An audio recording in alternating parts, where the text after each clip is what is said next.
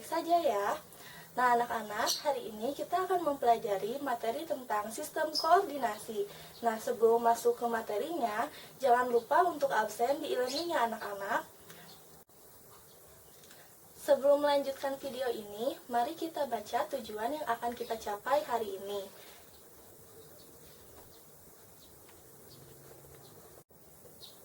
Sesuai dengan tujuan yang sudah ditampilkan tadi, hari ini kita akan mempelajari tentang sistem saraf. Nah, anak-anak, apa sih yang kalian ketahui tentang sistem saraf?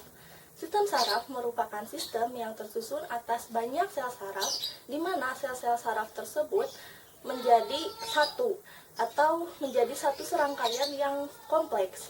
Nah, sel saraf ini dibagi menjadi 3 tipe, yaitu sel saraf sensorik, motorik, dan konektor. Nah, sel saraf sensorik berfungsi untuk menerima rangsangan dari luar tubuh. Kemudian, sel saraf motorik berfungsi untuk meneruskan rangsangan dari otak ke efektor. Dan yang terakhir, sel saraf konektor merupakan sel saraf yang menghubungkan saraf satu dengan saraf yang lainnya yang ada di otak.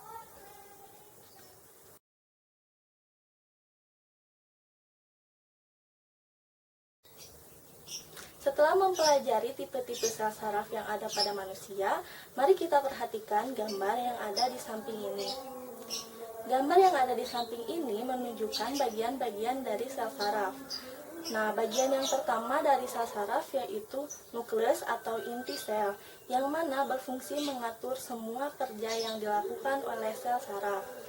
Kemudian, ada dendrit, yang mana berfungsi untuk menerima rangsangan. Nah, kemudian rangsangan itu akan dikirimkan ke badan sel. Kemudian, badan sel berfungsi untuk meneruskan rangsangan ke akson. Dan di akson, rangsangan akan dikirimkan ke sel saraf lainnya. Nah, pada akson ada beberapa bagian yang ditutupi oleh selubung myelin. Nah, selubung myelin ini berfungsi sebagai isolator dan memastikan tidak adanya hubungan pendek di dalam sel saraf. Kemudian ada nodus Ranvier. Nodus Ranvier berfungsi untuk mempercepat loncatan impuls saraf. Dan kemudian ada sel Schwann. Nah, di mana fungsinya hampir sama dengan nodus Ranvier, yaitu mempercepat rangsangan sel saraf. Kemudian terakhir adalah terminal akson. Nah, di dalam terminal akson ini terdapat sinapsis yang mana mengeluarkan neurotransmitter untuk mempermudah rangsangan berpindah dari sel satu ke sel yang lainnya.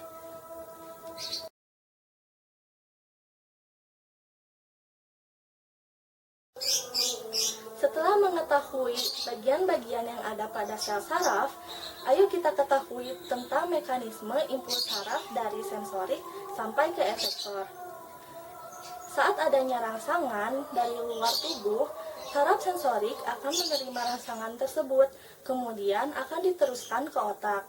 Nah, di dalam otak, rangsangan itu akan diterjemahkan. Nah, hasil dari terjemahan dari rangsangan di otak akan diteruskan oleh motorik ke efektor, contohnya seperti otot dan kelenjar.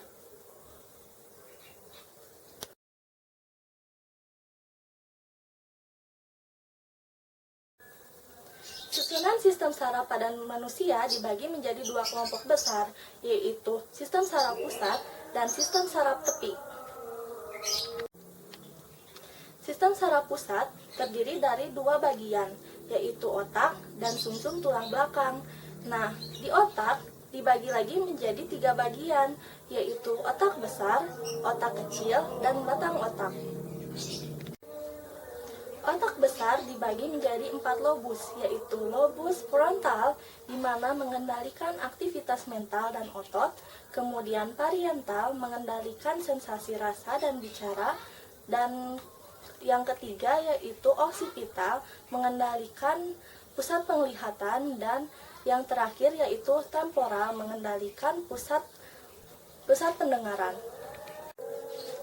Nah, kemudian ada otak kecil di mana berfungsi untuk pengaturan gerak dan keseimbangan tubuh. Kemudian ada batang otak, di mana batang otak ini berfungsi untuk pengaturan pernafasan, detak jantung, gerak refleks, suhu tubuh, dan pelebaran serta penyempitan pembuluh darah.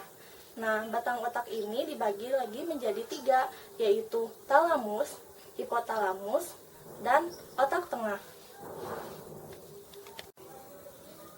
Nah, kemudian organ kedua adalah sumsum tulang belakang, di mana sumsum tulang belakang ini dibagi menjadi 2 bagian, yaitu bagian putih dan bagian abu-abu. Dan fungsi dari sumsum tulang belakang ini adalah sebagai penghubung impuls dari atau ke otak. Selain itu juga dapat memungkinkan impuls terpendek pada gerakan refleks. Nah, kemudian mekanisme gerak refleks sendiri adalah pada saat kita menerima rangsangan secara tiba-tiba, sel saraf sensorik akan menerima rangsangan itu, kemudian mengirimkan ke sumsum tulang belakang. Nah, di sumsum tulang belakang akan dikembalikan secara langsung ke sel saraf motorik. Nah, di mana rangsangan ini tidak akan melewati otak.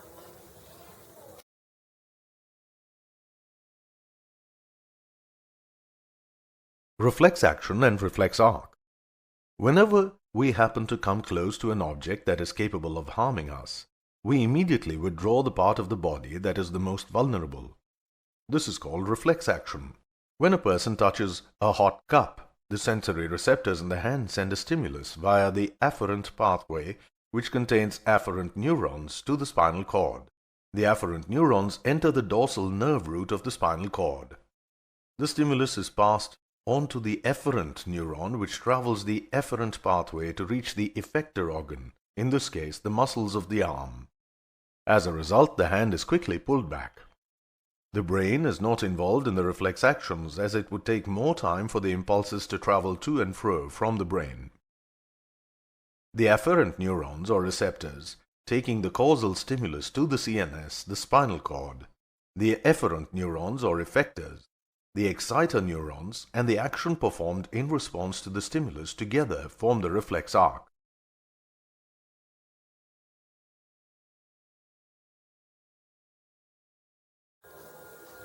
Nah, kemudian lanjut ke susunan sistem saraf yang kedua, yaitu sistem saraf tepi, di mana sistem saraf tepi ini dibagi lagi menjadi 2, yaitu sistem saraf kraniospinal dan sistem saraf otonom. Sistem saraf kraniospinal terdiri dari 12 pasang sistem saraf kranial dan 31 pasang sistem saraf spinal, yang mana fungsinya dijelaskan di dalam tabel berikut ini.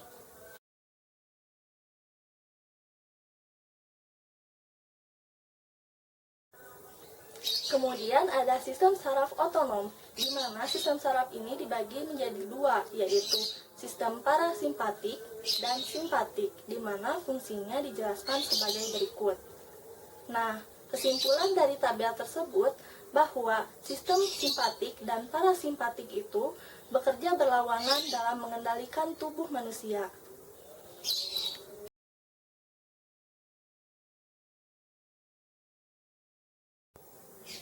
Akhirnya kita sampai ke materi terakhir, yaitu gangguan pada sistem saraf. Nah, gangguan yang pertama adalah stroke, di mana gangguan ini bisa terjadi karena tidak ada pasokan darah ke otak. Nah, gejala yang dapat ditimbulkan adalah mati rasa pada wajah, kelumpuhan, kesulitan berbicara, sakit kepala yang hebat, atau bahkan kehilangan penglihatan secara tiba-tiba. Cara mencegah penyakit ini adalah dengan menjaga pola makan, olahraga yang teratur, menghindari merokok, nafsa, serta alkohol. Kemudian penyakit yang kedua adalah Alzheimer, di mana penyakit ini merupakan penurunan daya ingat, kemampuan berbicara dan berpikir. Kemudian cara mencegah penyakit ini hampir sama dengan stroke, namun yang membedakan adalah kita juga bisa mengonsumsi suplemen yang mengandung omega 3 seperti ginkgo biloba. Kemudian penyakit yang ketiga adalah penyakit Parkinson, di mana penyakit ini adalah penyakit neurodegeneratif yang mana gejalanya merupakan Salah satu gejalanya adalah tremor saat istirahat, kemudian kaku dan lamban saat melakukan gerakan, terus keseimbangan tubuh juga terganggu. Nah, cara mencegahnya adalah mengurangi konsumsi kafein dan juga rutin berolahraga aerobik. Kemudian penyakit yang keempat adalah epilepsi, di mana penyakit ini diakibatkan karena pola aktivitas otak yang tidak normal. Nah, penyakit ini tidak bisa dicegah, namun bisa diobati dengan mengkonsumsi obat yang tepat serta mengendalikan aktivitas saat kejang-kejang. Kemudian gangguan yang kelima yaitu meningitis, yang mana merupakan peradangan pada selaput otak. Nah, gejalanya itu seperti flu, yaitu demam dan sakit kepala. Cara mencegahnya adalah menghindari kondisi yang dapat menyebabkan infeksi, kemudian vaksinasi PCV dan menjaga pola hidup sehat. Kemudian gangguan yang terakhir adalah tumor otak, di mana terjadi karena adanya pertumbuhan jaringan yang secara tidak normal di otak. Nah, gejalanya ini tergantung dengan tumor yang dideritanya. Kemudian cara mengobatinya yaitu dengan cara radioterapi, kemoterapi, serta operasi. Alhamdulillahirrabbilalamin, materi tentang sistem saraf ini telah berakhir. Untuk minggu depan, kita akan mempelajari tentang sistem indera. Jangan lupa untuk selalu menjaga kesehatan. Wabillahi taufiq wal hidayah. Wassalamualaikum warahmatullahi wabarakatuh. Sampai bertemu di video selanjutnya.